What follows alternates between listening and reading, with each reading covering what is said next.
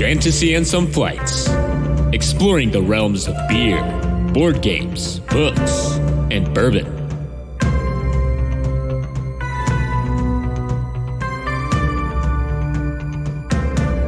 Welcome to another episode of the Fantasy and Some Flights podcast. I'm Nelson. And tonight we have an episode talking about expansions. So expansions to board games and kind of what makes a good one, what we don't like in expansions, and then we got some recommendations for you. So yeah, I'm excited for this one. We're expanding our team a little bit. We have a very special guest, the Board Game Critic, who's a friend of ours from the Gateway Network, who will be joining us in a little bit. Yeah, so he'll be joining us here in a second, and we'll have him kind of talk about what he does a little bit more. But before that, we are drinking. So, Dalton, what's on your flight tonight? On my flight, so I am drinking a Valentine's Day gift from my girlfriend.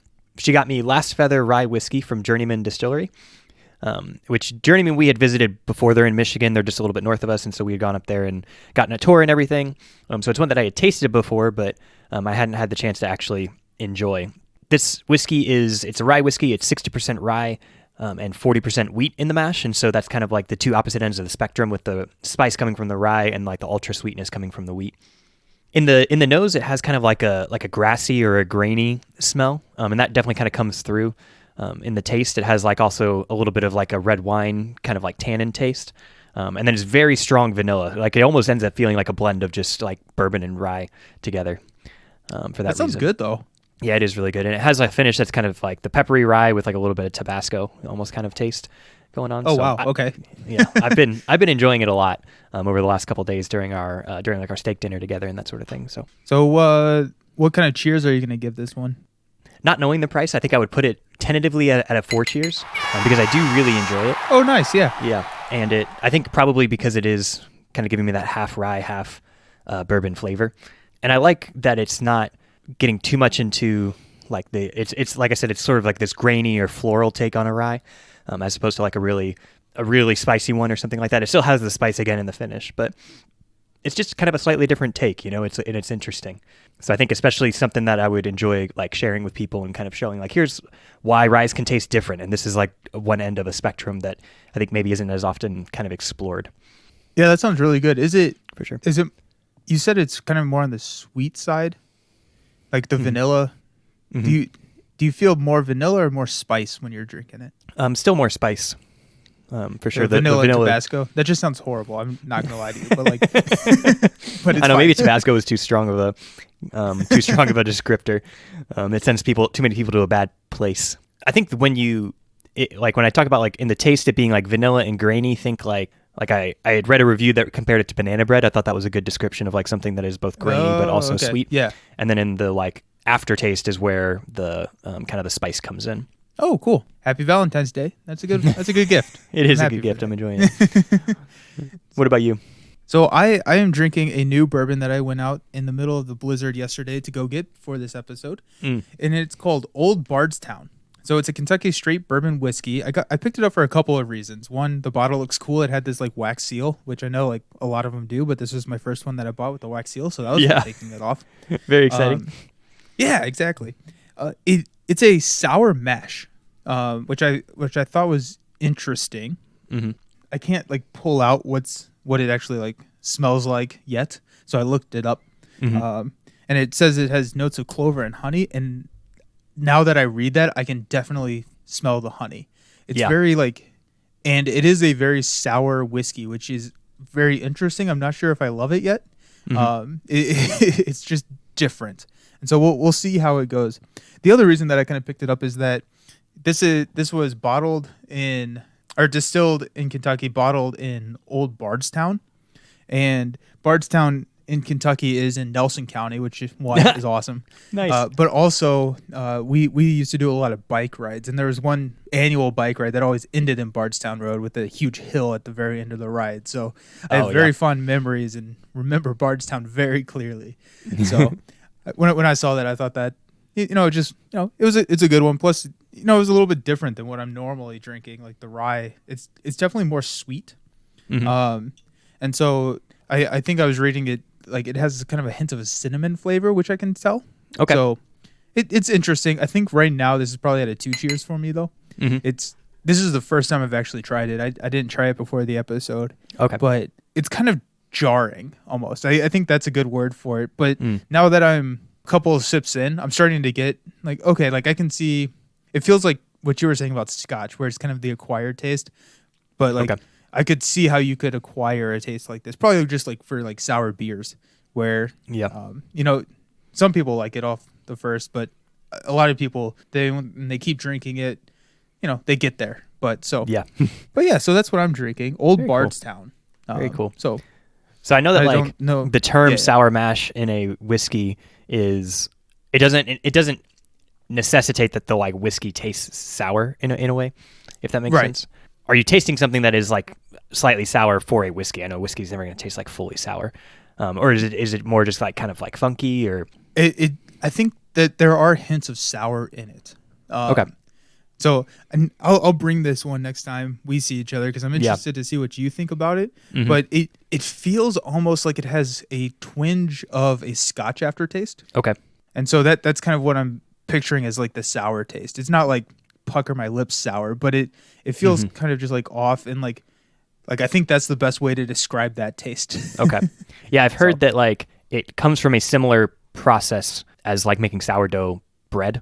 Oh, okay. Which is like where the name kind of like comes from. Yeah. On like a like on a brewing scale or like a yeast control scale. Like I think they might like take like how you take with sourdough, how you like take a portion of it to like make the next dough. I think they do that with sour mash whiskeys, if I remember right. Cool. Like that they like save a portion of the mash and like that ferments the next one or seeds the next one kind of thing. Oh, very cool. So it's been passed down for generations. Right, in the Armstrong family. I'm drinking the bourbon. Yeah, exactly. I'm glad you got that.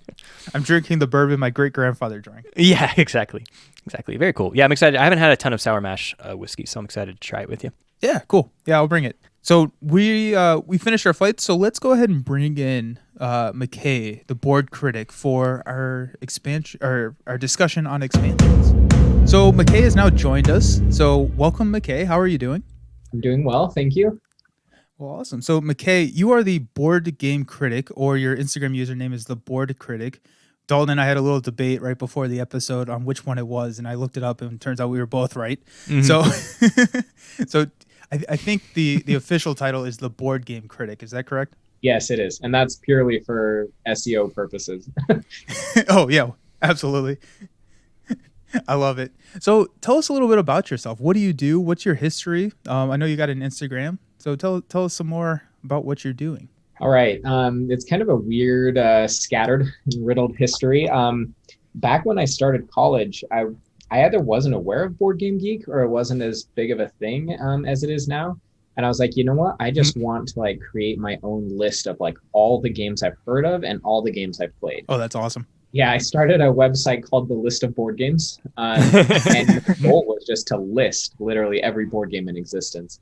Oh, wow. Yeah, you can imagine how naive I was about that. And so it actually went really well. It didn't take long for Rio Grande Games to reach out to me and offer me games to review and stuff and add to my list. Oh, awesome. So I was like, oh, if nothing else, I get free games. So that's awesome. After college, I graduated in industrial design and I went to work for Hasbro designing board games. And because of that, I had to shut everything down because Hasbro then owned my soul. You know? Yep. So I had sold out to the corporate world, and I really enjoyed working at Hasbro. I worked there for 3.5-ish years, I think. And then just a mixture of creative differences, family circumstances, stuff like that. I left Hasbro. Maybe I just got sick of designing like 20 Monopoly games a year. But it was, I made the choice to move back here to Utah to be closer to family. Kind of switched industries. I now work as a UX UI designer during the day, and at night I do my own board game stuff. Awesome. So I started the Board Game Critic kind of just to revive, like, hey, maybe I can get free games. I like to rant about board games. There you go. You know, and that's kind of evolved. And now if you look up Backfire Games, Backfire Game Studio, me and a colleague that also worked at Hasbro once upon a time have joined forces. And I guess that's kind of like the next adventure. I'm going to keep the Board Game Critic thing going because it's fun. I run brackets, just talk about board games and try and make an inclusive environment for everybody in the board game space. Yeah. But really, I think the next adventure is publishing games in the hopefully not so distant future. We have one in the works, and actually we have like 3 or 4 in the works, but you know, art development takes time and stuff. Is it in the level of development where you can give us a little preview of what it's going to be? Yeah, I can talk a little bit about it. So we had a game that was higher in complexity, and I was like, we were looking at import costs, tariffs, and customs fees and all of that kind of stuff. And I was like, if we do a big game for our first one, miscalculate something, like we could destroy ourselves. Yeah, absolutely. So we're like, you know what, let's do a simple kind of entry-level game that just kind of explores some of our hobbies, showcases some of our artistic abilities, because me and my partner Matt, we both are artists, and so we kind of tag team the art. He's a little bit better at it, and I'm a little bit better at the gameplay, which makes us a couple. But so basically what it is, it's a fairly unique, it's called well, maybe I shouldn't tell you the title. I haven't discussed that. Unilateral decision. Lock it in right now. Lock it. Do it. This could be really bad. We've actually changed the name a couple times, but basically what it is it's a really fast-paced game of running around this dungeon, destroying, like killing monsters and trying to get plunder or loot. Sounds like everything I love. I don't exactly. I'm sold already. Yeah. There's nothing, I wouldn't say there's like anything like amazingly unique to the theme or the concept. We tried to take a lot of more advanced gaming strategies and boil them down into a very introductory level game that people can really just kind of get on board with in a quick way. Yeah. I love that. I think that's a great idea. Kind of like that almost gateway game type feel to kind of get like tease some of the harsher mechanics to like bring people into the hobby, trick them into becoming board game fans. I love it. All about tricking. I have a whole list of like games to like trick people. Yes. Yes. That's awesome. So I did not realize that you were a part of Backfire. Oh yeah? Yeah, no, I like followed them. I was like, oh, cool, yeah, and I did not realize that was you. Like, I didn't want to damage my like the Board Game Critic by like over advertising for Backfire games, and so I was like, you know what, I'll do like an initial plug, and then it's kind of funny how many people just kind of find by keyword and stuff when it's just like we have a lot of other publishers and stuff follow us, and we don't post much on there. So eventually we'll get like as artwork development actually starts getting dialed in and stuff, we'll start posting more of the artwork and development stuff. That's awesome. Yeah, I'm really excited to try it out. I'll definitely try it because I do love a good gateway game. We actually just put out an episode talking about what we like about gateway games, and that was it. If you can find a mechanic that's kind of boiled down so that you can, show it to your friend and they're like, oh, you like this, cool. You'll also like this, and then just kind of like build them up, and then get to play the games that we want to play. But yeah, no, that's really exciting. So the Board Game Critic, I saw that you're doing right now, and this episode, just for your reference, will be released a week from Thursday. So I don't know if the bracket that you're doing right now is still going to be going on. We might be in like the finals of the bracket by that point. Okay. We'll slow down after we like plow our way through this first round. And then, we may be somewhere in like the very final stages of it, if not starting the next one, which I'm super excited about. Do you get to tell us the next one, or is that? Let me double check the username. Beers, Boards, and Beards? Beers, Boards, and Beards? I think I got that in the right order. Those may be shifted around. I'm not. Yeah. So he reached out to me and said like, hey, I'd love to do a bracket with you at some point, which it's fun to kind of see this like snowballing effect where people like kind of see what I'm doing. They're like, ooh, I want to do that next. Yeah. So he jumped on and said, hey, I would like to be involved in this. And I said, okay, what can we do to give it a unique spin? And he was like, well, my account's all about beers, which I don't drink beer, but I'm happy to let him handle that half of it. And so we kind of settled on games that kind of feature food and drink. Oh, cool. Okay. So it's going to be, I've kind of made the decision that it has to be just what's the better game, or what's the game that you like more.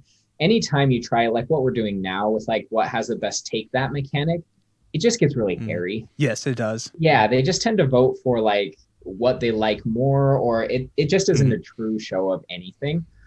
It's still fun, but it's just not a very good measure of anything. So we're going to do games that feature food and drink at their forefront, not just that have food and drink in them, but kind of make it a central part of it. And I think we got a sponsor. So Gap Closer Games is going to send the winner a copy of Rival Restaurants. So cool. Yeah, that's one of the ones that popped in my mind when you said the theme. I was like, ooh, Rival Restaurants. Yeah, that's a good one. So that's awesome that you got a sponsor. Yeah, it's been a fun format, just like getting a sponsor and then getting to showcase like their game against other games in a similar category or theme. It's been fun. Yeah, I will vote for whoever puts Food Chain Magnate the entire way. That's just locking that in now. Locking that one in right there. So thank you for coming on. So let's transition into our main topic for tonight, which are expansions. So expansions to board games and kind of what we like. So I assume if you're listening to the podcast, you know what an expansion is, but just in case, I'll go ahead and describe it. If you have a main game, which is pretty much anything that you could buy and you could play by itself, a lot of the times publishers or designers will put out expansions which add to the content, change up the gameplay or things like that. And so I'm a sucker for expansions. I think we talked a little bit in our last episode how I do love expansions. I like just buying games and playing games, but I do really like expansions. So I want to open it up. Dalton, Mckay, what do you like in an expansion? What do you look for? What do you want in expansion? Yeah, I'll start there. I think first of all, we may have mentioned it briefly, but like you said, expansions often feel like a safer investment, because it's likely going to be about a game that I already enjoy and already own, and it's a way to kind of, for me, if a game is getting maybe a little bit stale or not seeing as much playtime, it can be a way to kind of like reinvigorate that game. I think we find ourselves often, if it's a first play for a game, this isn't always true, but often if we're introducing it to someone else for the first time, lots of time we leave a lot of components of an expansion out because they can like add complexity or they can add, just new elements and you don't want to teach too much of the game at one time. But for like, people like us who play the same game like over and over and over again, an expansion can add a lot to your, I guess, replayability. So I think there are a couple different types of expansions, and which maybe we can identify which these are as we go through our recommendations. But I think what I always want to look for one that's not trying to fix something. I always get really nervous about an expansion that claims it like fixes something that was broken in the first place. And Yep. That's just like, okay, now I'm sinking around $70 into this thing that maybe wasn't great to begin with. Like that worries me if it looks like it's trying to fix. But the ones that offer variety, I think when you look at like money poured into amount of entertainment that you got out of it, board games are one of the best investments for your time versus 100%. Yes. Yeah. Absolutely. Like I can tell you, like the first week I got Quacks of Quedlinburg, I probably played it enough that it was, costing me like $1 a day by the end of it. That's awesome. Yeah. And so the idea of like buying something that breathes variety into the game and extends that, completely worth it, because then it's just multiplying on your initial investment and giving you even more time and more entertainment out of the same thing. So that's one big thing that I look for, but I don't want to buy that expansion until I'm sure that the original game can tap out eventually. So if you have a game that you thought that you would like and it ended up you didn't love the base game, would you be more interested or less interested in the expansion at that point? I would say less interested. I don't know about where you guys live, but I can sell a board game pretty easily, probably for around the price I paid for it, maybe $5 or $10 less. But instead of like, there are so many board games that I'm interested in. Why would I pay $30 to fix a game that was so-so when I could sell it and probably pay around the same amount to get a game that was good in the first place? Mm-hmm. I think that's a great philosophy. Yeah. I think I'm kind of with you. Like so I have played Lorenzo Il Magnifico. Have you played that game? I haven't. So It's a Simon Luciani game where like people love it. It's top 75 on Board Game Geek. It just didn't click for me. And whenever I would post about it or talk about it, people were like, "Oh, the expansion makes it so much better." I'm like, "Yeah, but I didn't really like it to begin with." And so it's like, okay, I could spend, like you were saying, like $40 on the expansion, or I'll trade this away or sell it and then go, because there are 18,000 board games. How big did your list get, by the way? Your the board game list. Did you get up to the 18,000? I don't even know. I should have kept the count. I kind of wish I could go back, look at it and read it, but it just kind of like disappeared into the interwebs and just is gone now. But oh man, that's sad. So many. But yeah, no, I totally agree. Yeah, and I think you have a good point about trying to fix something. I think if it's a fix, it should, if it can, it should be an errata, right? Like it's like, don't try and sell me something like you screwed your game up. Just release an errata and fix it. Right. There are some like that are too, like I think of viticulture with like Tuscany, right? Which Nelson introduced me to viticulture playing with the Tuscany expansion. And we like joked about it on the podcast before that for the longest time, I didn't know that like it was an expansion. I just thought that that's how you played viticulture with like the 4 seasons and everything. And then he was like, "Oh no, that's the Tuscany expansion." And it's like, "Oh, okay. Well then, yes, I like that expansion." And I know that one is like, it's fairly systemic, right? Like they had to redo the board and like it's a worker placement and they redid all the actions, they must be pretty systemic. But I think of like on the flip side of that, Game of Thrones with the Mother of Dragons expansion ruled in that you can trade your power tokens. And that just should have been an errata a long time ago because it was something that was like needed in the game. And it's a very small rule. Like they should have just like released it as opposed to saying like, now you buy the rule book that says that you can do that now. Yeah. Yeah. You also have like Seven Wonders. They just, re-released Seven Wonders. And I actually found out like a lot later that they had actually fixed some balance issues, that they had changed some cards and stuff like that, which I appreciate that it wasn't like tried to like roll into an expansion or anything like that. By the way, I love the Seven Wonders expansions, except for Babylon. Tower of Babel. The Tower of Babel expansion, it didn't fit at all. I had like a list of like 4 bad expansions, and that was one of them. Yeah. Actually, it's 3. It's 3 bad expansions, and Babel is one of them. I traded that one very quickly. I do think expansions in general need to stick around that $25. Like it can get to 30, but like when it gets past 30, I hit what you kind of talked on earlier, where for me it's like, okay, I'm probably just going to start looking at buying a new game at that point. $30 is like I can pick up. That's at least most of the way towards something else that I might be interested in. Yeah, I completely agree. There is one type of expansion that you don't see very often that I would love to know your guys' opinion on. Mm-hmm. When it shifts mechanics. So you have a game that is very, say, worker placement, and the expansion kind of shifts the attention away from what the game was originally, which is like a worker placement, and brings it a little bit more to, say, an engine builder or something like that. If anything takes it more towards an engine builder, I'm all in for that. But I'm struggling to think. Like, so I have in my list like expansions that make a game fully cooperative, which I don't think is what you're looking at.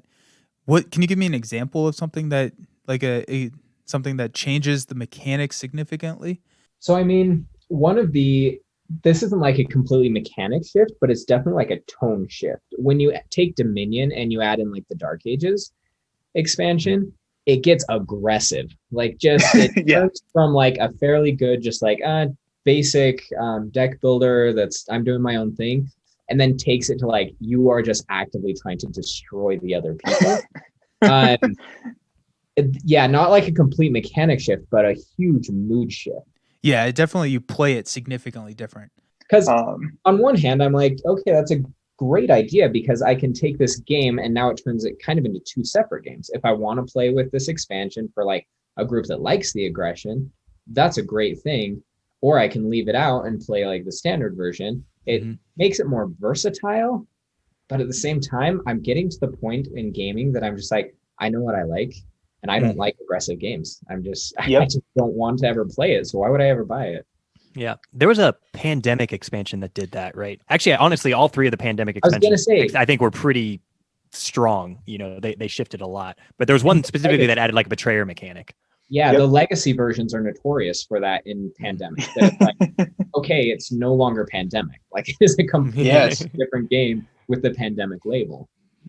Yeah, so I think like that is an interesting. And then I'm gonna reel it back to what I had mentioned before is like expansions that make a game fully cooperative. So like Orleans is a game that is competitive in nature, but then the Invasion expansion makes it a fully cooperative game. And I know On Mars has an expansion planned for this year that's called Surviving Mars. That's going to make the game fully cooperative. And I really enjoy cooperative games. I know Dalton enjoys. Do you enjoy cooperative games? I do. They're not my favorite because you have just issues with them, like quarterbacking and stuff. Yeah. But I do enjoy them. So I have actually not played Invasion. I will buy the On Mars expansion, but I think that's just kind of a unique way to expand a game where it completely changes the gameplay. Where you start to bring in like, oh, like I love these mechanics, like I love the Orleans mechanics, and how can I like play it so that we're all kind of working together to try and figure out. And I think Orleans could do it well if you just like kind of do it in the base game where you're not looking at what other people are their actions, and I think that kind of solves the quarterbacking problem. So I'll be interested. That I've been trying to trade for that one forever, but just never seem to be able to grab it. What about I know I don't know. I would be interested to sit in on some of these conversations, but every once in a while it seems like a developer or a publisher will have an idea to improve a game, and instead of releasing an expansion, they go like kind of another route and just either rework it. I'm thinking like Terra Mystica versus like Gaia Project, or like Azul, where it had like stained glass and like other things that are like not actually an expansion. They kind of like feel like an expansion maybe, but they end up being like actually a different game. I don't know. What are your thoughts on that versus like releasing an expansion that could have turned Terra Mystica into Gaia Project, obviously without the like retheming or something like that? That's a really good question. See, because I kind of think I would almost like 9 times out of 10 just prefer an additional game. If it's going to mess with the mechanics to the point that it doesn't feel really close to the original game, because let's be honest, if I want an expansion, it's probably because I love the base game so much that I just want more of it. So if you're going to go as far as to make it a different experience, I might just prefer a different game. Yeah, that's fair. I think I'm with you, Dalton, mainly because it also allows people to get that experience that the designer is looking for. So take Gaia Project Terra Mystica, for example. If they made it an expansion to make Terra Mystica kind of with the added complexity of everything that Gaia Project adds, the modular board and everything, if you can buy Gaia Project for around $100, and if you wanted that same experience for Terra Mystica, at that point you'd be spending $70 for the base game, plus $30 for the first expansion, then $30, $40 for the and so it's also a little bit more cost effective way to get the game into players' hands, with the updated rule sets, the updated things that you're looking for. So I think I agree with you, Mckay, that I do like it when it's kind of a new game rather than like you can expand a game so much that it may just be worth putting out the next revision, not like a re-implementation, not like Seven Wonders or Castles of Burgundy did, but like that next step of we've seen where this can go. Let's kind of retheme it, let's reskin it, and implement our new ideas for it. So yeah, that was a good question. My only caveat on that, because I do agree with everything you guys said, but my only caveat gets to like if I already own. We keep using Terra Mystica, so I'll stick with that. Like if I already own Terra Mystica, I'm not going to buy Gaia Project. I'm going to be happy if you do, fair. Nelson. But like I'm not going to go invest another $100 to get a game that's like 90% the same game. Yeah, that's very fair. Maybe you do both. Nah, that just seems weird though. If you expand it so that it can be, and then you also offer the game. Yeah, that's when I go buy like the Gaia Project, and then I buy the app for Terra Mystica for $10. Yeah. App gaming is a whole other category that I fully Yes, for sure. Absolutely.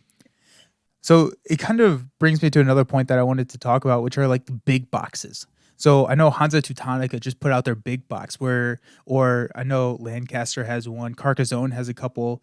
And what these are is basically a base game plus all of the expansions into one box. And so usually these come with a hefty price tag, but you do get a lot of content. What are your thoughts about these?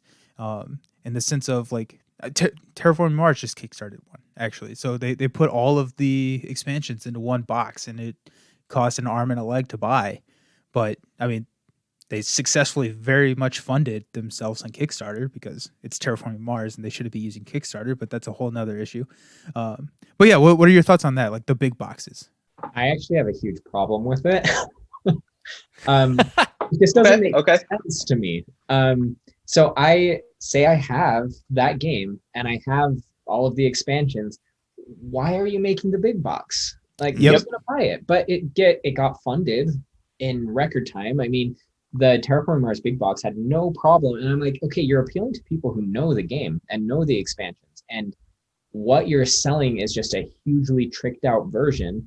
And so then your options, if you want that, are to sell your copy that is probably well loved and probably pretty damaged, and then to hopefully offset the cost of getting the big new shiny box. And I mean, Jamie Stegmaier also announced that that he will probably do a big box for Wingspan, and I'm just a game that's 2 years old.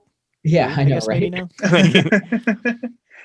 So I don't know. I just they get purchased and they get funded, and I feel like it's almost like a low blow or a cop out from a publisher that's just preying on these people's like, if I really think I love this game and if I really want to be the collector, it's almost just a stamp of approval. And I don't know, I have an issue with it. I hate it when they come out with the big box because I'm like, dang it, now this base game and all the expansions that I've been through the entire thing, it now gets trumped by somebody who's just like willing to pay big money to get the big shiny thing. No, I 100% agree with you on that. I don't like the big box. I struggle. Like, I'm trying to figure out what the market is for them, because if you love a game, you probably already have the expansions. And if you don't know if you like the game, why are you going to spend $100, $150 on the base game and all the expansions? Why you can spend $40-$50 on the base game? So, but I mean, hey, apparently it works, like, because they keep coming out with them. But I've never been interested in a big box. It just doesn't seem like it's one of those things that I want to drop so much money on, because it almost feels like a risk if you've never played it before. Dalton, what are your thoughts? Yeah, I think I'm going to pretty much be in agreement with you guys. The nice thing is that it all fits in the box, right? Like, that's fair. Yeah. You don't have this problem of all your expansions no longer fit in one box. But also, I think my other complaint would be they have to be very strong expansions, right? And Terraforming Mars is not that way. Like, Terraforming Mars has like some real misses in expansions. And I think like a lot of games are going to be that way. Dominion even has 12 or 13 expansions. But like there are a couple of misses in there. Yeah. Raiders of the North Sea, that whole series, they actually put out just a big box. It didn't include any of the game stuff. I love it. You could buy a large empty box with dividers and stuff. It was still more expensive. I mean, it was like $20-$30 just for a big and I think that went over pretty well also. Just as like, hey, you have all of our games, here's a bigger box to put them all in. That's a really good idea. Even just selling the base game in like a slightly enlarged box with like an organizer, just to say like, this fits all the current expansions and room for 2 more or something. And I do think that's the best execution of this that I've ever seen. They like redid the art to make it feel a little bit more like, hey, I'm getting something new and different. Cool. But then it was just like, we know you have the game. You're looking at this at all. We know you're already familiar with the game and that you probably have it. So they just sold a bigger box. That's funny. I just picked up Marvel Champions, which is like a LCG. Dalton, I haven't talked to you about this, but we're going to play it here soon. But I opened the box, and the box is Splendor size, so it's not the full-size box. But I mean, like, there's like nothing in the box because they know that you're going to buy all the expansions to fill up the box. So it looks really funny. Like, I opened it up, I like was looking at it, and then it's just like, pulled out the rule book and it's just like nothing in the box. I was like, this seems kind of weird. Like, so it is like Splendor in that. Yeah, exactly. It leaves room to expand. Yeah.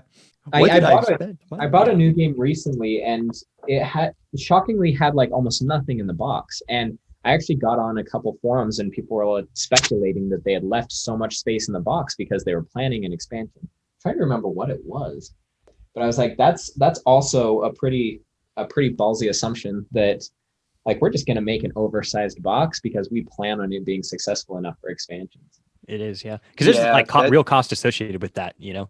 Yep. For like just for shipping and manufacturing, like it's not cheap to just have, unless it's as small truly as Splendor and you're just going to like a normal size. Like there truly is cost associated with that. So I have talked before, I hate big boxes, and I cannot lie. Sorry. But yeah, like Splendor enrages me. Make the box the size it needs to be because we got limited shelf space. Let's just make it smaller. Just I don't know. It's frustrating, and I do think it's interesting. I love the Raiders of the North Sea example. I think that's really funny that they just, because those are pretty small boxes. I've actually never played any of the Raiders series. I've heard great things about them. It's just never been on my radar to try. But they are not Seven Wonders dual size, but slightly bigger than that. Yeah. Yeah, it's a super interesting. I actually kind of disagree on the box size. I want all my boxes to be Days of Wonder, like this big. Okay, that's fair. That's fair. One, so that they like sit on the shelf nicely. Little ones, I don't know what to do with them. They get lost in like a bin somewhere, and I'm just like, ugh, if it was in a big box, I'd be able to see it nicely. And I also, as an artist, I want more space for the art. I'm always disappointed. Mm-hmm. If you have crappy art, yes, please put it in a small box because I don't want to see it. But a big box with some big, beautiful art is just so satisfying, even if the game inside is small. Okay, so I'm gonna break from the expansion topic real quick for kind of a pseudo icebreaker question, which we didn't really do this episode. But what game do you think has the best art? Oof, it's a hard one.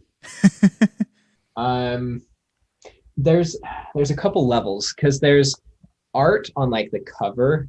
So just a fun development fact, you pay more for the cover art than you do for the card art. That's just how it happens. Like all of the card art put together is less expensive than the cover art?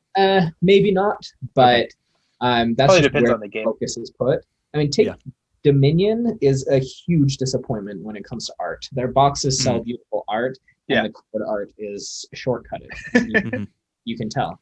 I know it's probably not a game or board game as we would consider it, but Magic, obviously, like from the beginning, they showcase artists. They put artists' name on every card. Like huge props to Wizards of the Coast for doing that. As far as I would say Everdell is one of the most recent that I've actually been very impressed with. It's a beautiful game. It is. And it's not that it's like technically like super proficient, because you can tell like in some of the cards, it's like, okay, like they were obviously working through a lot of cards when developing this, but also a lot of thought was given to it. In each of like the creature and building pairings, you can actually see like the creature in the picture of the actual. Yeah. Oh, that's awesome. So just like the thought that was put into that, the overview of the glade itself, like, I don't know, just in attention to detail and like real passion, I think Everdell shines. It's got some table presence. That is a point that cannot be contested. It's beautiful on the table. Dalton, do you have an answer real quick? I don't know. I've had trouble topping Mysterium, and maybe I just really like Mysterium. Oh, I do like Mysterium. Yeah, that's a good one. You know, just like because it is pairing art with functionality. You know, like the art has like it has to be useful and it has to mean something, but it's still like such a funky, like wacky style. But so that it can work in like a raccoon or a rat, like climbing into a pear that sort of looks like a light bulb. And it's like, I don't know, have fun with that. Like, see if that works for you. You know? Oh yeah, Mysterium's a really good choice. I think I would probably take the cop-out answer, Wingspan. I just love the water paint, like look of Wingspan. But I feel like that's the easy answer. So my non-traditional answer, I love the way Takedo looks, which I think was one of Dalton's recommendations in a previous episode, but I'm a sucker for like the stark white. Oh man, That is just, and then what I really like about the art in that game is you can stop and collect sceneries, and then the more you collect, it's like a panorama, and so like built. Oh yeah, 100% would recommend that. That's great art. But anyway, so because we kind of forewent the icebreaker question, let's bring it back into expansions. And I will. So I think there are a lot of categories of expansions as we kind of talked about. Do you guys prefer expansions that add more content or that change something in the game? So like adding more content, I'm thinking of like some of the earlier Dominion expansions, like Seven Wonder Cities is one that just kind of like adds another card to your hand versus like changing stuff for the game, like a Prelude or a Tuscany expansion or Seven Wonders Leaders, where it actually like adds a new phase to the game. What do you guys prefer? We have such a bad habit, I think, as hosts of saying it depends, and so I'm just really struggling to not say it depends. that's like what I'm fighting so much. I think overall, adding interest is a big deal for me, as opposed to adding, like you said, just a straight content expansion. Now there definitely are games that I really enjoy just a straight content expansion too. But to take Dominion as an example, since you brought that one up, one of the expansions adventures added event cards. I think it might have been. Either way, I think so. Yeah. It doesn't particularly matter. But I really like the event cards. I like that it adds like just a twist rule of like, hey, there's this slightly different scoring thing going on in this game. And so that strategies that are like well established within Dominion just like don't work with certain event cards on the table. And cards that are less powerful all of a sudden are more powerful. And so it just kind of rolls the dice a little bit in the rules, as opposed to, like you said, some of the early Dominion expansions that didn't introduce a new type of card or a new type of mechanic or a new type of keyword. And it was actually just like, here's just more cards. It felt more that way. Right. And it's like, okay, I don't have to have that to play the game and to feel like it's as successful.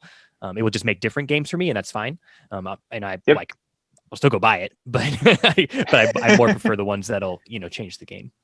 What about you, Mckay? I'm on a similar. I also don't want to give a watered down answer of sometimes it's one the other, but that is kind of the case. There are some that need content diversity, and I'll actually talk about that probably a little bit more when I go through my picks for this episode. But I think in general, I agree. I'm less tempted by just additional diversity because I have a lot of games. If I need diversity in board games, I'll just let the game rest a while.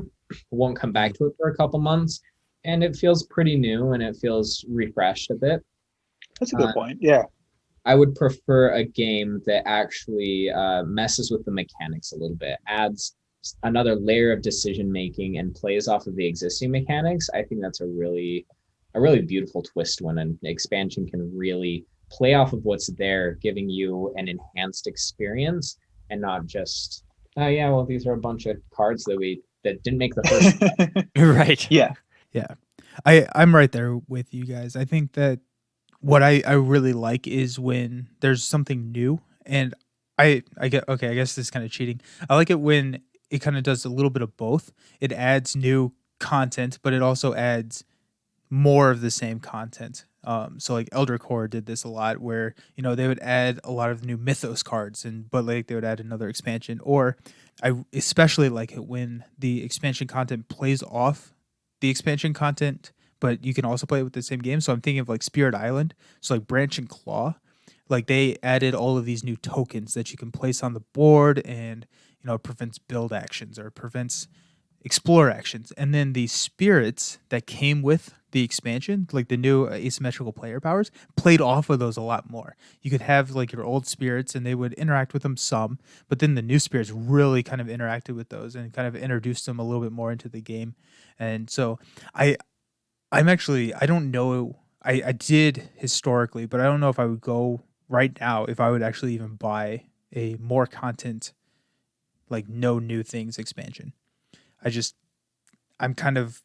really like what you said, Mckay. Just sit there, like let it sit for a while. Like if I need to spend $30 to keep this game interesting, I would rather not spend the $30 and let it sit on the shelf for 2 months and then come back and it still be interesting, type thing. So I really like adding the additional or the additional like mechanisms into the game. Well, awesome. So let's hop into recommendations. So kind of what we did for the Gateway Games episode is we have put out a significant amount of episodes talking about different mechanics of board games. And what we have done is we've divided those 6 mechanics between the 3 of us. So each of us has 2 mechanics to kind of talk about for different expansions. And we're going to kind of talk about what our recommendations for like worker placement or what our recommendations for asymmetrical player powers would be. So usually we just go back and forth, but let's Dalton, you go first, then Mckay, and then I will go, and then we'll kind of go in a loop and we'll all talk about some different expansions that we recommend to you guys. So Dalton, let's go. Let's have you go first. Yep. So I have 2 on we each have 2 on our list. Like Nelson said, I'm just going to start with co-op games. So I chose Mysterium, the Secrets and Lies expansion. I did think about like Spirit Island, just to assuage you, Nelson. That's fair. That's fair. It was on the list, but I really like the Secrets and Lies expansion. So for the most part, actually, it is a content expansion. We've talked a lot about that. And Mysterium lends itself to that. Like a lot of the content comes from just the cards. One of the reasons that can be helpful is there are some really natural combinations in like base game Mysterium that as your group plays a lot, you'll start to find out of like, oh, okay, this card usually means like this like person, or it means this location or something like that. And you can get to a point where that can get a little bit stale. And so just having an expansion that's maybe 50 to 75% a strict content expansion can help with that. But the main reason I wanted to recommend it is because it gives you the option to replace. So in Mysterium, you're one person is a ghost, and you're trying to lead your investigators to figure out kind of clue style the person, place, and thing of the murder, right? That they're investigating. So the third item or whatever mission or whatever you want to call it is they're investigating the weapon, and that can be, in my opinion, really swingy, right? Because it's like they're really simple. Like the person cards will have like a person on it that has like an outfit, and they have all these things in the background about like their interests or their job or like whatever. And the weapon will like just be like a gun or a pot or or a needle or something like that. And it gets really swingy in that it's like you either have a card as the ghost that gives a direct clue to that, or you don't, and they're really hard to get. And it replaces that with these like story cards. And so the idea is sort of like thematically, it's like what was the last thing that the person saw or what was going on. And so they're a little bit more, I guess, ethereal or messy almost. Yeah. And so it gives an opportunity for, first of all, it is probably harder than just guessing the straight weapon. It's so much harder. Yeah, it'll increase the difficulty for your group. But again, I think it makes it, you can have like some Hail Mary plays, and you can have some ones, it feels like you always have a chance, whereas the weapons, again, like I said, it feels like sometimes you do and sometimes you don't. And I never really liked that about I think it was interesting to try, like, okay, we have 2 complicated cards, let's do a simple one. It just, for me, didn't really work. And so those 2 reasons, and then also, again, it fits in that like $20 to $25 expansion. It's not really expensive. Mysterium isn't an overly expensive game anyway, and it doesn't really deserve to be. And so I think it can hold its own in that like $20 to $25 range. So do you think, if you don't mind me asking, because I played Mysterium, but I haven't played the expansion. Mm-hmm. Do you feel like it falls into that, like it's kind of fixing something that maybe should have been changed to begin with? Or do you feel like between the content refresh and like the more dynamic like situation instead of weapons, that it's just kind of like expanding on the experience? That's a really good question, because I guess both of you have played Mysterium. Just on a quick yes or no, have you experienced the frustration that I'm describing with weapons? Yes. Okay. So maybe in that sense, maybe it is fixing something that should have just been fixed in the base game. I think the reason it bothers me less is because I can see the thought, like I can see like, okay, like I said, we have these 2 complicated ones, maybe a simplistic one, like it'll add a little bit of a different challenge. And I think it just didn't really play out. And I don't think it's broken. Like, I don't think the game Mysterium does not work with weapons. It does. I just, it's not my favorite part of the game. So it feels like an improvement to me in that way.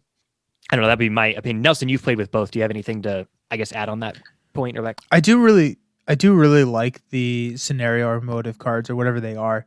So I said earlier in the episode that I wouldn't buy a expansion that just kind of like adds more content. And I feel like this one kind of does, but it also it does fix that last one, or like it changes the weapon to a motive So I guess this is a great area. It also just adds a lot more of those beautiful tarot cards, which I really like. But yeah, no, I think that whenever I play, even with new players, because like it's not adding complexity to the game in the sense of it's not changing rules. I always play with the motive cards. I think it just gives a more interesting challenge to the ghosts and to the psychics in the game. So I do like that expansion a lot. Yeah, that's a good point. And I think now that I'm thinking about complexity, like, do I want Mysterium to be an inherently more complex game? Like, it feels like probably not. Like, I play it as a slightly more complex code names with my, with my family. Like, where we're going, it's like, okay, like code names, you get it, it's a word association game. We're gonna like step that up a notch. And if I was adding more to make that like much more complex, I think it would just kind of fall outside of where it slots for me and like maybe what my intention for it is. And I don't know, maybe what would you even do? Like, would you add a fourth phase and make the game longer? Then it might kind of feel like it's overstaying its welcome a little bit. So I don't know. In my opinion, I think there was wisdom in taking one of the phases and changing them to something that was like slightly different and maybe harder in case, because it is a co-op game. Sometimes we just want co-op games to be harder, right? If we get good at them. Yeah. Mckay, let's move to you. What is your first recommendation for an expansion to a board game? So I took worker placement, and I talked about it earlier as one of my favorite examples of art, but Everdell. One of the reasons why I thought it was worth talking about is Everdell was released and the expansions came very quickly after. So there are 3, and I believe Andrew Bosley, the illustrator, has said that he's working on the 4th expansion. There are a couple mini expansions. There's Extra and the Legends expansions. Then there's like also a Rugwort pack that adds like 3 cards or something. But those all come in the collector's edition of Everdell. But then you have Belfair, Spirecrest, and Pearlbrook that, if you know Everdell and the sheer size of that game, the boards of Everdell just attach to the existing board already. So That's Everdell so cool. itself needs a dedicated, like, good space. Then these just add on to every side of the board. So Belfair adds above it, making it taller. Pearlbrook adds to the left side, adding like the Pearlbrook or the pond. And then Spirecrest adds on to the bottom. And so it's presumed that unnamed expansion will go on the right side, and then hopefully they'll stop draining my wallet. But so I heard a lot of people say that Pearlbrook is the least of them, that Belfair is an essential, that it just adds, it's like a pure variety play. It just adds more cards. Then you have Pearlbrook that adds, it's weird. It replaces some of the goals. Have you guys played it by chance? So I have played Everdell. It fell flat for me and my wife. I enjoyed it more than my wife did. And I was a sucker or not a sucker. Like, I saw it at Gen Con and I ended up buying the collector's edition of both Everdell and Pearlbrook, but I never got Pearlbrook to the table, even though it looked really cool with the pearls. And Dalton, you haven't played? Yeah, I haven't had the chance to. Mostly because Nelson got rid of it before I had the chance to. My bad. So what Pearlbrook does is it slows down the game immensely. It adds these pearls that are like super difficult to get. And then it replaces each of the 4, like, what are they called? Basic events or something like that. It replaces those with really high value, like, monuments that you can build with these pearls. And so what that does is, I love doing this where I dissect what the designer went through. Mm-hmm. I bet anything, which I would love if the designer saw this and reached out to me and told me whether I'm correct. I bet you they designed Pearlbrook and nobody interacted with it, that it was just not interesting.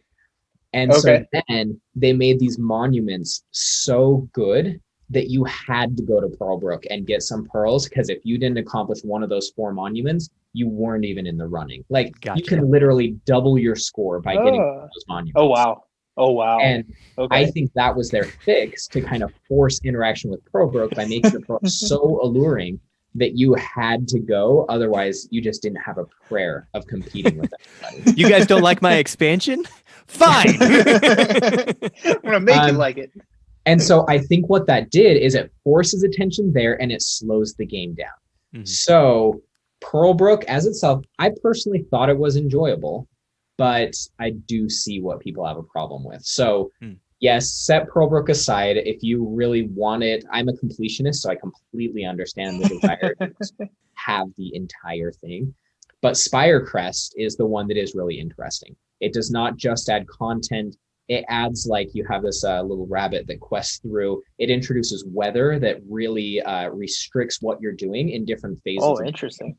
So it makes some cards unplayable. It makes your production buildings not trigger at certain times. And so it takes what you probably thought felt a little bit flat, which I enjoyed Everdell the first time I played it, but by the third or fourth time, I was like, okay, it's getting a little bit repetitive and just kind of like ending up kind of vanilla. The introduction of the weather and all of these things not only amps up the game because you do get benefits from like the trail that you follow, but you also have these restrictions that get put in place. It's one that takes Everdell as just like kind of a basic tableau builder that is way prettier than it needs to be, and turns it into something with some real meat and thought and difficult decisions, which I think is a large reason why a lot of us play games, is we want those really tough choices. Mhm. Yeah. So as a whole, I recommend Spirecrest. Belfair is, if you just want the variety, the expansion of cards, if that's your thing, get Belfair, but you could bypass it and go straight to Spirecrest. They really hit the mark with Spirecrest in making, I love that transition from Everdell can actually be a fairly decent gateway game. It's not super complex. Mm-hmm. It really isn't, no. Spirecrest, and it's just like, wow, now we're getting into some decisions that are really meaningful and that can really shine a light on people's decision-making skills. Yeah. And I think gateway games have a special opportunity with expansions, right? Because you're absolutely right that we, as like heavy gamers, don't often buy a lot of gateway games because it's like, I'm not going to see myself playing that, but it's nice to have a couple around, right? So that like I can introduce somebody if needed. And so I think releasing an expansion like that makes a ton of sense, because you're right. Even outside of the completionist, I'm hearing this and going like, okay, I've maybe had it on my radar. Like, okay, if it's on sale, I'll pick it up because I know it wasn't Nelson's favorite, but maybe I would like it. But now hearing, okay, there's an expansion like Spirecrest that's going to take it from a gateway game that I can play with friends to a game that like people like Nelson and I might consistently enjoy. That definitely ups the, I guess, the allure or the attractiveness of the game for me. Yeah, and that's very true. I do also think that it's really interesting that, like we talked about earlier in the episode about gateway games and how you like this, maybe you'll like this. If you can do that with an expansion, so it's like, hey, you like Everdell, let's kind of make it a little bit more complex, and like just with it's much easier of a pitch to have people play like the same game, just added a little bit more than a completely new game, I think. And so Spirecrest actually sounds really interesting to me. I've never actually looked into it, so this is the first time hearing about it. So I'm glad this is your choice, because I don't know much about it at all. It sounds like it would be kind of my expansion. Does it sound like any of those things, Nelson, I guess, address some of the concerns that you had in your first couple playthroughs? I think the main concern, which I would be interested in to hear your thoughts, Mckay, is that it felt like so many of the cards felt dependent on other cards. And so with the Belfair expansion, I feel like that would almost be worse, because if you're adding more content to the game, like one of the examples that's coming to mind is like the husband and wife card. Like you need, like in order to make it like work, you need the husband and the wife. And if you're adding more cards into the deck, it's less likely that you're going to see that pairing.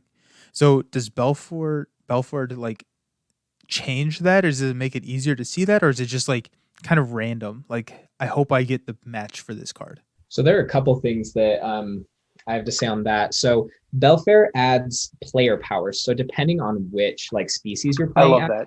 It offers like some pretty awesome asymmetrical gameplay. Cool. So that's one thing that does add interest and some kind of replayability there. In addition to that, what you're describing does happen a little bit. There are instances where you need something in order to make something else even worth it, and if it's not there, it's just like, well, I just can't. I'll just look over it.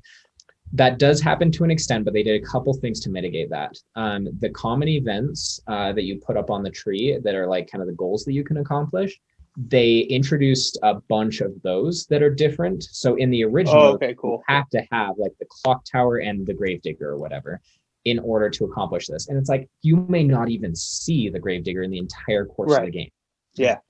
They changed a lot of those common events so that they weren't specific cards. They're like a certain variety of cards, or you have to like pay a couple resources. Oh, okay. You have to like trigger something like so many times in a turn, and then you get it. So they fixed those a bit, which is funny to see like all these different types of expansions make themselves manifest in Everdell, because I do think Belfair was a little bit of a fixing mechanic, especially for those common event cards. However, one thing that I do want to mention with Everdell, and it completely changed the experience for us, making it so much better, is drafting. I think it was actually on the Board Avengers that we were in, when they said drafting instead of just here's my hand. That changed it so much, because I pulled a card that I wanted, and then by the time I saw a couple other hands, its match was in there, and I was able to look at the cards in the tree, the common events, as well as the cards that chain off of each other nicely. And I was able to actually build like a beginning engine and get my feet off the ground faster. And so I would hope that in a next edition of Everdell or something, that rule would change. It's probably not likely, but that does enhance the game immensely. Awesome. Yeah, no, I'm really excited that we had you on, because neither of us have played that expansion, so it's really cool to see a recommendation for a game that I did enjoy the game. It didn't stick around in the collection, but it's good to hear that the expansions are really good. It sounds like the expansions are everything that I want in an expansion for a game like Everdell. So we'll move on to my recommendation. So I had, one of my categories was asymmetrical player powers. And so I would be remiss if I did not say that Spirit Island Jagged Earth is the best expansion of all time, and that is my recommendation. But because I have said that so many times on this podcast, I am going to choose something different, so you guys don't just hear the same thing over and over again. So we did a whole episode about Jagged Earth, if you want to hear about that expansion. So I chose, which actually this one was kind of hard, because I was trying to pick an expansion that added more asymmetrical player powers to the game. And so what I ended up going with was Scythe Invaders from Afar. And so Scythe is a game that we've talked about a lot on this podcast, Stonemeyer Games, where it's like this dystopian future where it's kind of an engine builder, area control type thing. But the Invaders from Afar add 2 new factions, and the Totagawa and Albion factions. I think I'm saying those correctly. But what I like about these is the base game of Scythe. There are pretty scripted openings and strategies for a lot of the factions. And what I like about the 2 new factions, and a lot of people think that the factions are underpowered because of this, is that they don't necessarily have the mech upgrade called Speed, which means that you can move farther faster. And so that was just a very common thing to upgrade and get into in Scythe, so that you can move around the board a lot faster. And these 2 expansion factions don't have that. I don't necessarily think that they are weaker. They just require a significant different gameplay than kind of your standard Saxon play, right? Like you're not necessarily expanding, like especially Albion, like you're moving out and you're placing these flag tokens, which make your territories worth twice as much. And so you're kind of playing more of a defensive game rather than trying to expand and take over as much territory as you possibly can. It's kind of interesting because I don't think it is a necessary expansion to the game. If you play a lot of Scythe, then yeah, I would 100% recommend this expansion. But if Scythe is a game that hits your table every 2 months, this is not an expansion for you. So it's a kind of a weird recommendation in that sense. But I do really like the fact that it requires you to think about the game completely differently, in the sense of, maybe I'm not just going to rush to the factory. Maybe I need to, build up a defensive perimeter rather than trying to expand as much as I can. So So that's my recommendation for asymmetrical player powers. I know, Dalton, you've played it. Mckay, have you played Scythe or Invaders from Afar at all? So I'm trying really hard lately to hone in on like what I like in board games and what my preference is when it comes to gaming. And from the research that I've done, I know Scythe is a great game because it's been, I mean, that's undeniable just from the following that it has. I think it's everything I don't want in a game. Yeah. And that's Okay, that's fair. preference. I've been tempted by the app several times because I'm like, okay, that's a way that I can experience it without dropping like the $70 to get the base game. Right. And if a computer is an asshole to you, you're like, it's a computer. Exactly. Yeah, because I don't like aggressive games. I don't love like dungeon crawlers, which I know that's not Scythe, but it kind of feels like that. I don't love resource management. I find it tedious. And I just don't love area control either. And so Scythe just, from what I've seen, just doesn't seem like it's up my alley. And what you just described, I don't think it is. So Okay. And it's long, right? Like, and I typically like tap out at like 2 hours ish. If a game takes more than 2 hours, I'm like, well, okay. Yeah, Yeah. that'll be player dependent. We can finish Scythe in like an hour and a half, hour 45. Okay. Yeah. We've done that before. My wife and I had it on our 5x5, and there towards the end of us playing a lot of Scythe, we were finishing in under an hour. Okay. That's good to so hear. Yeah, I mean, but like, that's good to hear. But what you just described, I think even if you can finish it under an hour, I don't think it's the game for you. So I still want to, it just as like I just feel like I need to experience it. Yeah. But at the same time, it's so expensive, and I'll be very excited when somebody I know buys it and I can try it. But I don't think I'm gonna buy it. maybe the three of us can try it on like Tabletop Simulator at some point or something. Yeah, let's see if we can do that. So Dalton, I know you have played both of the expansion factions, and especially in the Rise of Fenris campaign, you have played the Albion, so you have a little bit more intimate knowledge of them. What do you think about the expansion? Real quick, like remind me, is there anything that is added outside of the two factions? Like I think there's probably some strict content. I think there's some new events and stuff, but I don't even know if there are new events. really, is it just the two factions? I think it's just the two factions. I may be wrong on that, but I'm pretty sure it's just the two factions. And like, if you have seen the Scythe board, like the factions are printed on the base game Scythe board, which, to your point, Mckay, like I'm also a collector, and that kind of, that made it an insta buy for me because it's like, okay, well, I need to fill out the board at least, right? So Yeah, and that would be maybe like my only complaint about that expansion is they are printed on the board. Like their starting locations are printed on the board, and it's like, so am I buying the rest of the game right now? Because there's only 7 factions, and you just didn't print 2 of them. But like setting that aside, that complaint aside, I do agree that they function very differently, but still like very competitively. I love Albion. I think they might be my favorite faction to play because I find that, like you said, that they are more defensive. They can make their own territories worth something, and then they have like sort of a teleport mechanic that other people don't have easy access to. And so I find that while they are defensive, they can be really flexible, and flexibility is one of my biggest desires, I guess, in strategy games. If there is asymmetry, I really like for my faction to be flexible in what it can do, especially in a game that has resource management, right, which can already be a little bit rigid. right. So yeah, I would, like you said, if you're playing Scythe more than maybe once a month or once every other, I think it will add the variety that you're looking for. That comes from like, I play enough Twilight Imperium to desire like just the expansions that put out new factions, because I really like playing with different asymmetry. Like I think I like being able to win games in a different like starting position, as opposed to just like memorizing an opening, like a chess opening, and like, oh, I always play the Roy Lopez and that's my thing or something. right. So yeah, I like it for that reason. Yeah. Speaking of Twilight Imperium, let's move on to your next recommendation, the Dudes on a Map / area control. Were you assuming I was gonna pick Twilight Imperium? I'm not saying anything. That was what came to mind when I thought that when you picked up this category. So yeah. No, I actually went with an expansion that I already mentioned tonight. So Game of Thrones, the board game, the Mother of Dragons expansion. So Game of Thrones, the board game, is an obnoxiously long title, but does appear in my top 5 games. So it's a game that I already really like.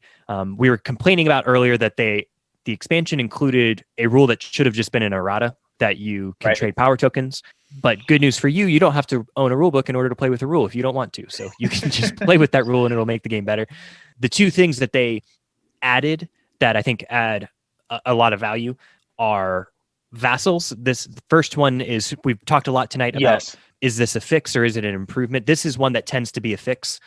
Just maybe something they didn't really think about. I don't know. But vassals take any player that is, well, to back up, Game of Thrones has 7 players on the board. In order to win the game, you have to control a certain number of like castles, basically. And there's like, I don't know, maybe 20 scattered around the board, and you have to own like 7 of them. And if you do, you win the game.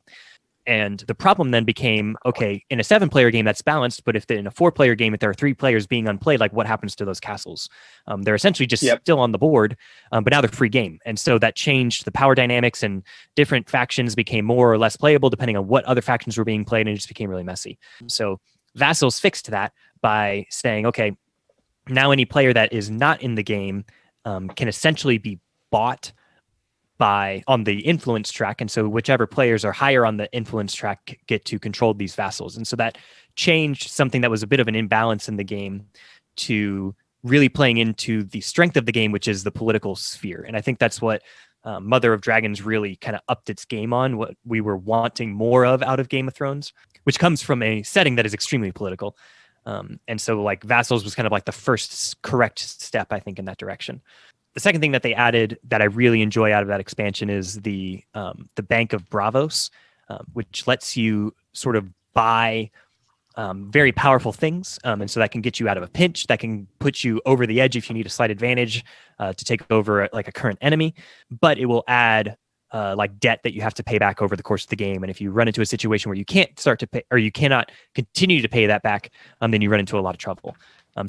We talked again tonight about expansions adding interesting decisions. That's a really interesting decision that players are now faced with at any time, and they can make basically on any turn of like, is now the time where I buy that really expensive thing? And again, playing into the politics of it, if there's like 3 available or something like that, and if I don't, do I let that go around the table to my enemy who's now going to buy it and have a big advantage over me? So maybe I buy it because I just don't want my other player to have it. So if those, I think, 2 things, the vassals and the Iron Bank of Bravos, are the real value to the expansion. It also adds Targaryens as a playable character. So it adds Easteros. I know it's not called Easteros, but that's what I always think of it as. The complement to Westeros, it adds the other continent that's in the story.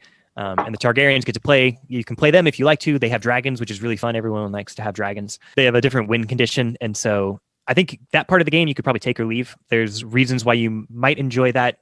I could see from a critical perspective that different win conditions in a game like Game of Thrones is really iffy. Right. And so I think I've played Targaryens once and really enjoyed it. It forced a lot of politics of me trying to protect myself while my dragons grew big and strong, and then I won the game after that. To contrast, I played Targaryens once and I did not like playing Targaryens whatsoever. So it is kind of like very player dependent on if you're going to like playing them or not. For sure. And that might just be a part of the expansion, that you just don't play with, that you leave out. And one of the cool thing I think about a lot of expansions that we haven't touched too much on is you can kind of cherry pick the parts that you like most of the time. You don't have to include everything. And Targaryens are kind of that way, where I think for the like lover of the game, you will get value out of it. But you have to recognize it might not be everybody's thing, so it may not hit the table every time. But vassals and Iron Bank of Bravos, I think, are really valuable. Yeah. And something that we didn't really talk about, there are expansions that I would not play without. And I think that Mother of Dragons is one of those expansions, especially because you don't need 7 players, 6 players, 7 players to play the game anymore because of the vassals. 7 Wonders Leaders is another one of these that I just would not play the game without 7 Wonder Leaders. I just think it almost feels like it completes the game, which is something that we kind of talked about not really liking. But I think that's a great recommendation. Mckay, have you played Game of Thrones, the board game? I haven't. I've actually never seen Game of Thrones. And so as far as like an IP, it holds nothing for me. Yeah. And that's fair. I think that, okay, so the IP, I really enjoy the books of Game of Thrones. Season 8 kind of killed Game of Thrones for me. But also just the gameplay. I don't think that it feels like it would be up your alley. It is very backstabby, very attacky. I was looking at like Imperial Settlers, and I'm like, okay, that's probably like the level of destroying each other that I. Right, yeah. But yeah, Dalton, I think that's a great recommendation. So Mckay, let's move on to you. What is your recommendation for your next mechanic? So I saved this one for second because it's hands down my favorite category of games. I had deck building. Nice. I love deck building. It's like a nice. It's so good. It's so good. Right? Deck building and engine building are kind of the same thing, but I love like trying to get a deck fine-tuned to the point where it can be reliable. Like that transformation of starting with an unreliable something, and then based on your decisions, it's like, yes, I overcame like this obstacle that was handed to me at the beginning. Yeah. So the game is Mystic Vale. I became aware of this game pretty recently, but I was very skeptical of the expansions. I loved the base game. Not only so if you're unfamiliar with Mystic Vale, not only are you crafting your deck, you have 20 cards, but you're crafting each card inside of that. So it comes with transparent cards that you slip into 3 slots, and man, the possibilities just explode. Like you have things that will cancel out other things on the card, so you like buy that in anticipation of maybe getting the payoff down the road, but everything just has to line up. Like you have to get that card in your field when the card's up for purchase. And I don't know, just the number of decisions and seeing it all work out by the end of the game. You're playing almost your entire deck every single turn right as the game ends. I don't know. The tempo of this game, I can't say enough good about Mystic Vale. And the app is beautiful and free. No, it's not free. It's like $5 or something like that. It's basically free. Basically free, yeah. I'll go buy that right now. The app's an excellent experience. Their interface on it, their artwork, their animation, it's all just great. So within that, the expansion, they have a lot of expansions for Mystic Vale.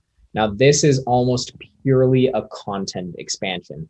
I do think it's worth it in Mystic Vale because of the variety of combinations that you have. A good example, so Veil of Magic is kind of like your next step into Mystic Vale. It doesn't do anything great. It just kind of adds more variety. There are a couple cards that are like, oh my gosh, that's amazing. There's one with like 2 guardian symbols on it that can just, if you can pair that with, I think it's like not the Grove Keeper. Anyway, with the one that gives you, so that you can draw additional cards. Why don't I know the names of these cards? I think I've just like memorized them by picture. Yeah, right. Where I'm just like, yeah, I know exactly which one that is.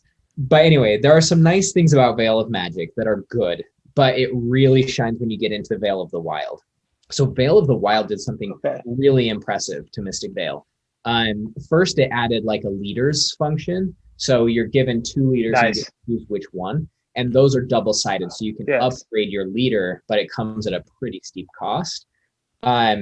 Those do some really fascinating things. Some start with more decay, which if you're unfamiliar with the game, decay is what stops you from drawing cards. Once you draw like your 3rd decay, you have to stop unless you want to keep pushing your luck, but you have the chance of spoiling your entire turn if you go too far. The subtle push your luck in Mystic Vale is beautiful. And so what they did with these leaders that you can kind of add, they will allude to a strategy that you can lean into, but they do not force it in any way, which is awesome because you need to, it's making that decision of like, okay, so I have this kind of like path that I can start down. If you sell yourself to that path and it doesn't end up playing out, you're just not going to succeed. And so I love that decision of like, okay, I have like this inkling of where I could go and it could pay off, but you need to know when to abandon ship and just go for the straight, like unencumbered goal that's there. The other really cool thing it did was it utilized decay in the game to be more than just an inhibitor. So it added a lot of cards that are like, if you have the most decay in your deck, then you get a huge benefit. You'll get an extra 7 victory points at the end. So it turned this decay into an asset. So there's one card specifically that has 2 growth and 1 decay on it. And at first it's like, why does that card even exist? Because the decay and the growth cancel each other out. It's an awesome card because it gives you the extra growth, but then all of those cards that care about decay, it becomes that much better if your deck is starting to care about having a lot of decay in it. It's just, so in my opinion, Mystic Vale is awesome, jump to Veil of the Wild. I haven't played Mana Storm, which I need to. I'm turned off by the title. It doesn't start with Veil, right? Exactly. No. What were they thinking? I typically play the game really tempted by mana. Mana is your currency for purchasing more cards. I always fall victim to over accentuating the mana and not getting the victory points early enough. Yeah, that big mana strategy. Yeah, so I go for like by the end of the game, I have like 23 mana built up, and you can only buy 2 cards, and they top out at like 10. It's like, okay, Good there. I overdid that. That's my first one. So I think when I hear Mana Storm, I'm like, oh no, it's just gonna add so many tempting cards that I can't pass up. But yeah, so Mystic Veil, then Veil of the Wild truly like takes Mystic Veil to the next level. I don't feel like it fixed anything. It added a lot of just content that add to the vast number of combinations that you can make. And then the addition of those leaders is just perfect. I don't know. It's just the next logical step when you're like, yeah, I love Mystic Veil and I've felt it and I understand it. It adds the next step to just take it to a whole new level. That is awesome. So I have played Mystic Veil at Gen Con as like a demo, and I absolutely loved it. But for whatever reason, it's not, and this is on me, like it's not necessarily a function of the game. I have just not pursued it. And so it, like, I am like amped right now because it's like, okay, yeah, I want that. I really want this game because it's such a unique concept, like the card crafting and everything. But then like the expansion sounds like it just like makes the game so like great. And so I'm really excited about that to see where that goes. So I play a lot of games 2-player. Have you played Mystic Veil 2-player? Does it work well with 2? Yeah, I think so. So they have a nice scaling in the rules to like adjust the victory point pool so that you kind of run out of victory points right as your deck is like at its prime. So you get like 1 or 2 turns of like your prime deck and then it's over. It's nice. And that's like the biggest complaint with deck builders, right? Is you like want to see your deck perform its like optimally. Yeah, as optimally as possible. But it always feels like you're just short of it. I feel like Mystic Veil, I always see my perfect deck for like 1 or 2 turns, and then it's done. It's just like a perfect It's so satisfying. Dominion's the other way, right? Where you like peak something like 3 turns before the end of the game, or 4, so, and then you're like, I feel like a fool as I'm like tracking. Just end the game. I'm winning right now, but if we go longer, I won't.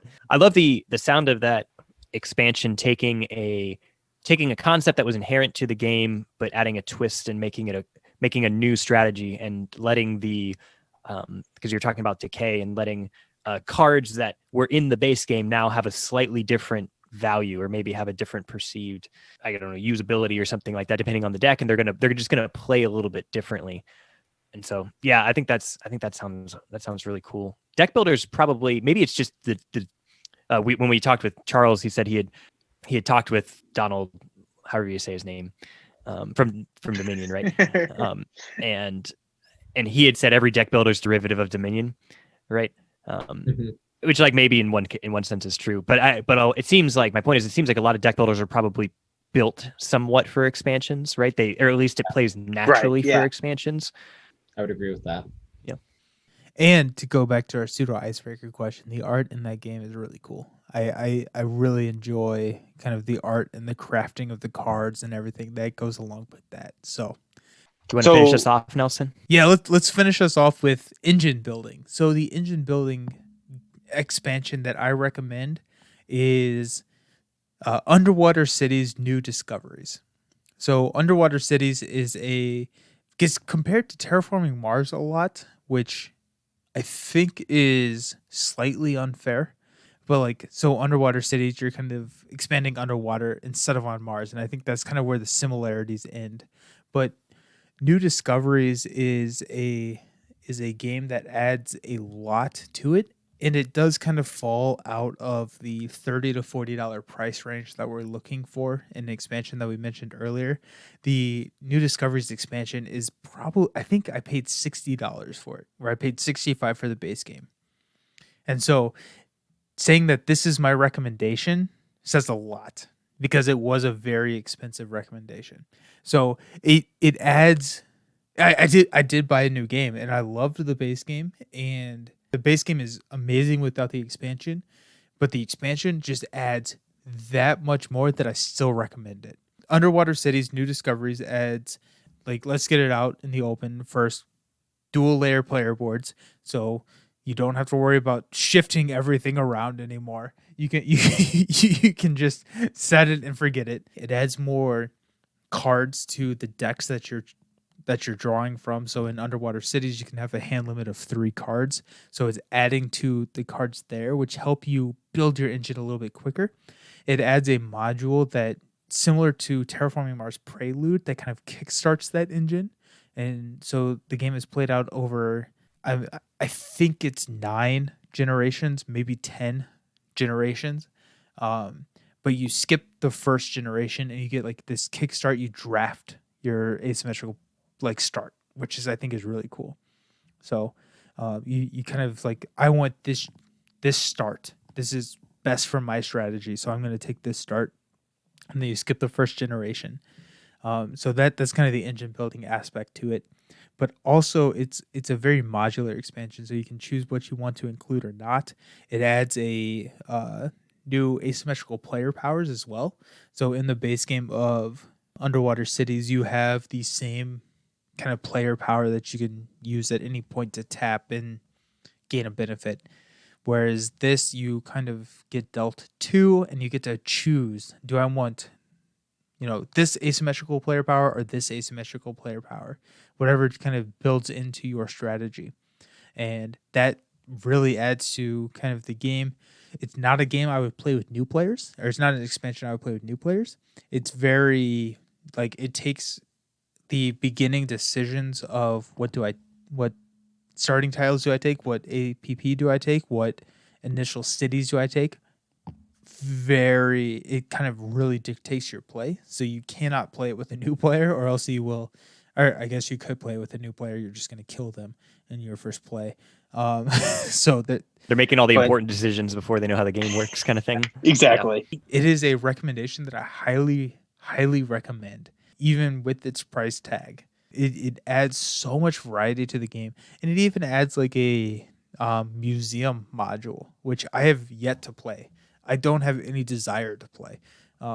Like, I probably will play it at some point, but it's just not like, I don't know. It's just, it adds a separate board, and it adds new player boards that allow you to kind of manipulate and gain bonuses along the way. But like, the game is just so great where it is with the few modules that I mentioned that I don't necessarily want the museum board.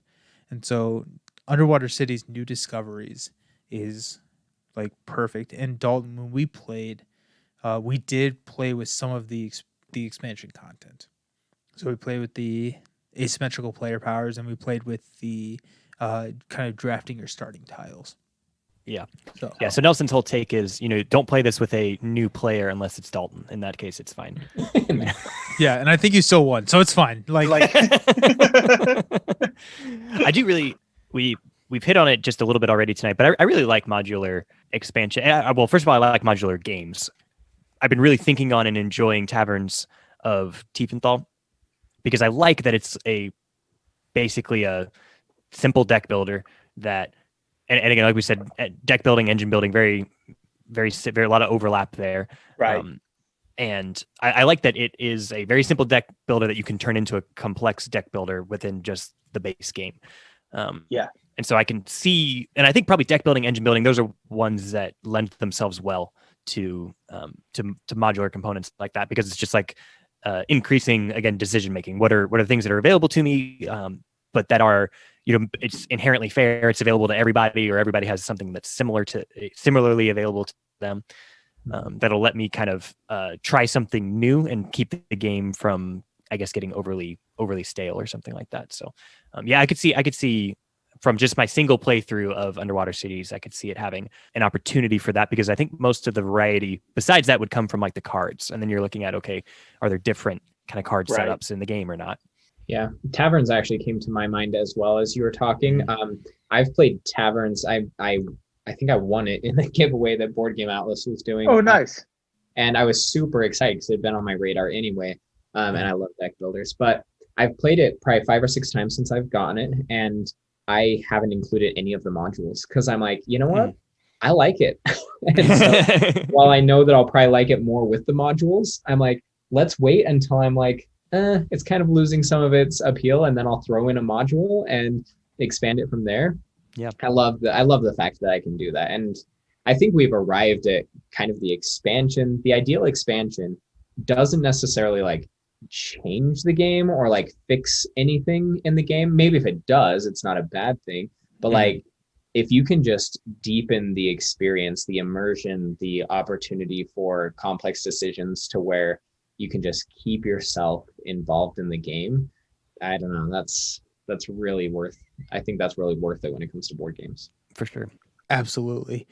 Like, what a way to cap off the episode with that discussion, is that adding the complexity, making the game more expandable. I think that Taverns really does a great job without actually having any expansions, and the designers having the restraint to do that.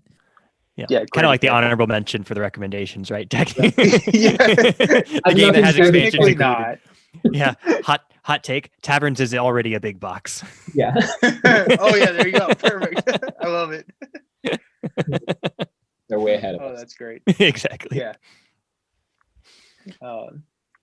That is our episode on expansions, talking about what we like, what we didn't like, and then kind of giving you some recommendations. So thank you so much, Mckay, the Board Game Critic, for joining us. I really enjoyed this discussion. I think it was a great one. Can you tell people where the best place to find you is, to find your content is?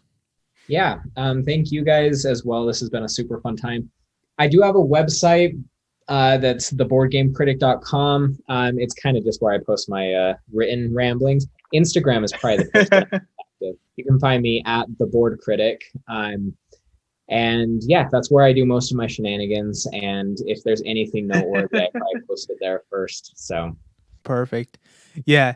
And as always, you can find us on Instagram. We're on Facebook, Twitter, and we have the Discord. So if you want to talk about board games in granular detail, join us there. But it was a great discussion. Thanks for joining us. I'm really excited to play Scythe with you on TTS, so that'll be fun. We'll see how it goes. But cheers, guys! It was a really great episode. I enjoyed talking with you all a lot. So cheers. Cheers. Cheers.